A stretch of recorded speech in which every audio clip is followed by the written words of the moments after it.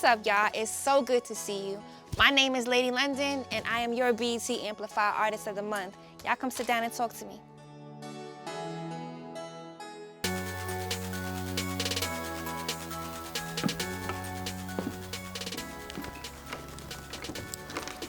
BET, what up?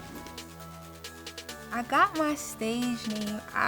I wish it was a more interesting story or like one of those like, oh wow, profound moments. But the reality is I grew up being called Lady, Boss Lady, Little Lady. That was always like a nickname of mine. Just because of the way that I was, the way I maneuver in relationships and just in life. And then ATL came out and people would say that Lauren London and I favored. So I used Lady London as my Instagram name. Lady London was my Instagram name, and then I started rapping. I couldn't change it. So that's what it was. And I love Lauren. I've had the pleasure of like speaking to her, so it was cool now. My mom is Jamaican and my dad is Trinidadian. I'm second generation American though, so of course my mom is like real hip hop head, you know? So I grew up on my grandma's end. I would listen to reggae, calypso, soca, the old reggae though. You know, you heard like the Bob Marleys, the like very, you know, the Beres Hammonds, the Buju Bantons, but my mom was hardcore Jay-Z, Foxy, Kim, Nas. That's what we heard growing up, Kane. So it's just dope. I mean, hip hop is really in my blood. So hip hop is somewhat innately in me and in my family. My uncle is arguably one of the greatest lyricists of all time. He's just a genius, my Uncle Chino XL. I grew up watching him record his debut album in my grandma's basement, so while holding me. So it's like, you know, lyricism, I guess, has been in my blood for years. I mean, when I was younger, I didn't think I would be in rap music, even though I was surrounded by it. You know, my grandma's house growing up was like the spot. All the rappers would be in there. Treach, Naughty by Nature, Tupac. Like, people used to be at my grandma's house, so it was very normal to see and be around music culture growing up. So I never wanted to be a part of it though. I've always wanted to be in school, do medical sciences, do medicine, and so that's what I went to school for. So me being back at music is like full circle, and it's just destiny. You know, during my tenure at Howard University, the real HU, the only HU, the Mecca, the illustrious Howard University, while I was becoming the woman that I am now, I explored a lot of poetry. I was winning open mics here, open mics there, so it's dope. Spoken word for me, I started to explore it when I was around like 11 years old as a way to escape my own reality. I was a very rebellious kid.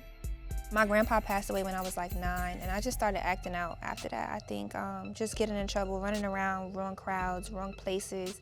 And I was ruthless. I didn't care about nothing. I think I found a creative way to vent by writing, and poetry went from being something that was like an outlet for me to when I got into college, I didn't really have much, you know? So they would have these open mics on campus where the winner of poetry contests would get like a Chipotle gift card or like a $20 whatever. And I'm like, oh, I'm getting that for sure. I gotta eat, let's do it. So I would enter all these contests for poetry and I would win every time.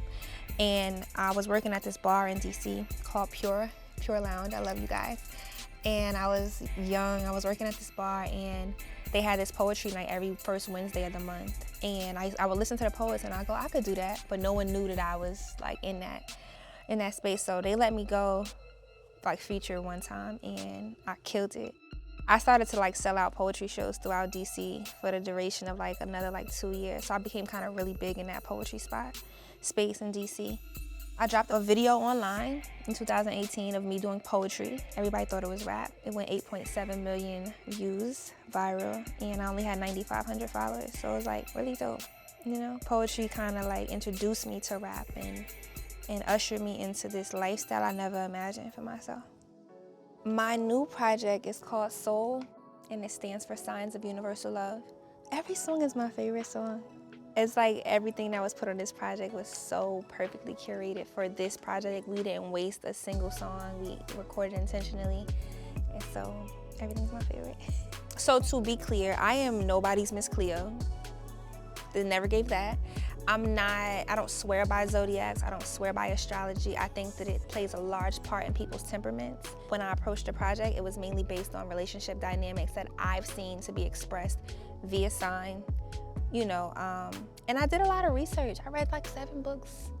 I was like really having deep talks with people that had to do with their zodiacs and just like unpacking traumas and love languages and attachment styles and just all these different things that I feel like plays into it. And I came out with a great project that was not only informative but sonically pleasing. Fashion is everything. What was important for me when I first came out was rapping to death. I just wanted to just bar everybody down. And as I began to cultivate not only my image but my brand, I wanted to bring in all the elements that I love, everything that incorporates me. So fashion was huge. I would say I'm not one-dimensional. I don't think anyone is one-dimensional, but I would specifically say I'm not one-dimensional because I've come from all these different cloths, right? All these different parts of life. I grew up in a low-income area. I grew up in a one-parent household, grew up in a Caribbean household. My grandparents are immigrants. I also am the first in my family to go to college. My father didn't graduate high school.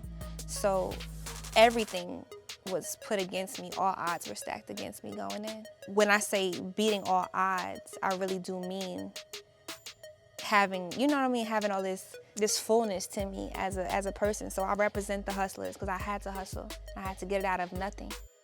And then I'm also educated, so I can sit in these rooms and have this discussion, amongst my peers and people who maybe not even look like me or sound like me.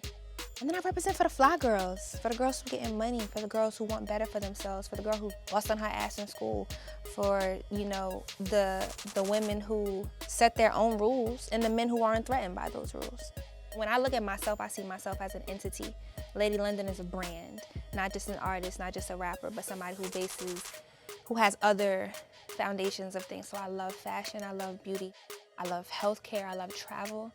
I love the Black family, education, economic empowerment, the arts. Those are my trajectories. And I wanted everybody to see the entire scope when you look at me as a brand. So it's gonna always give a look.